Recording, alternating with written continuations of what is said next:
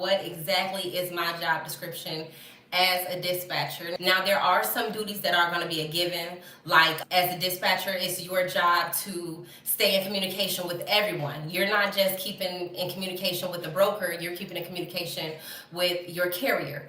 And there's going to be information that you relay back and forth. So the updates you would be providing, you would be saying like the ETA, the estimated time of arrival for your carrier to get on site to get loaded. You will let them know when your carrier is loaded, and you will let them know the ETA of them getting to their destination. You will communicate if there's any issues that arise. Your carrier will let you know the information, and then you would immediately give that information to the broker so that they can kind of be on top of things on their end. The more you keep them informed, the better throughout the entire time. I'm going to go down a list of services, give you an example of the services that I provide. And I charge 10%, and that's kind of the average that people charge. So for instance, you can offer load by load dispatching. And load by load dispatching would be more so for a carrier that maybe, during the week they already have a dedicated lane.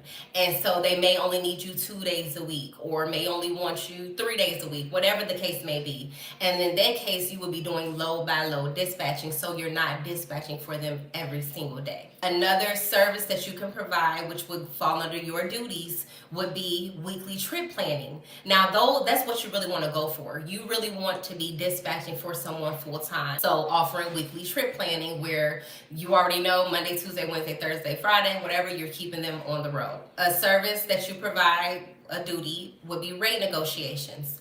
That means that when you go on a load board and you see that load posted for $1,000, you're not just going to take it for what it is. You're actually going to get on that phone and you're going to talk to that broker, and you're going to find a way to get some more money if you can. Provide valid reasons to get more money when it comes down to negotiating. Another service you can provide is factoring assistance. Now, a lot of people get confused with this part because they're like, okay, do I sign up for a factoring company? Do I sign them up for a factoring company? No. All you can do is connect them with the factoring company.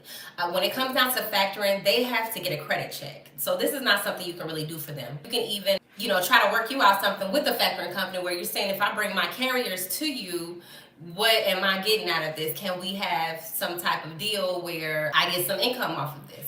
And most of the time they want you to have at least 2 carriers, but you can contact these factoring companies like the OTR, the RTSs, and everyone else, and they will provide you with a percentage for recommending carriers. Another service that you're providing, so like I just briefly mentioned, you're going to have to be in communication. So a service I provide is 24-hour support.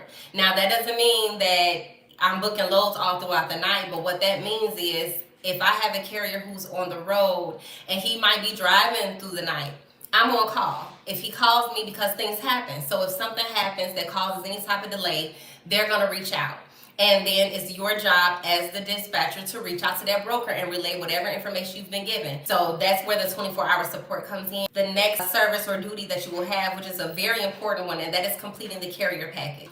And it sounds really simple, but it's easy to make mistakes in this area, and that's why I always tell people, like, if you don't do anything else, learn how to read these rate cons, learn how to complete these carrier packets, because if you do it incorrectly, they're not sending it back to you and saying, hey, do it over. They're going to give the load to someone else. So you're going to want to make sure you know how to complete these correctly, and it is a big part of your job. And you will have to complete a carrier packet each time you set up with a new company. Another service that you can provide is completing the shipper broker credit check. Now, it sounds harder than it is. Like if you have like a subscription to the DAC load board, you'll see that when you're on the load board, it literally gives the credit score. So by saying that you offer broker shipper credit checks, you're basically saying, I'm going to do my due diligence and make sure that this is a good company. You want to make sure that your carrier is going to get paid. So this services that you can offer, and again, the more that you're offering, the higher the percentage you're going to charge. That kind of sums up what your role will be as a dispatcher.